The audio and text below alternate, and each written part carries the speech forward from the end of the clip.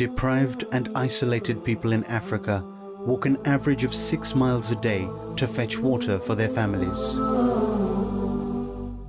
We're experiencing lack of water, so we are forced to walk a long distance to fetch water. Sometimes even we are walking about 20 kilometers, that is about 20 miles. Any kind of assistance that we can get, it will be much of great help to us.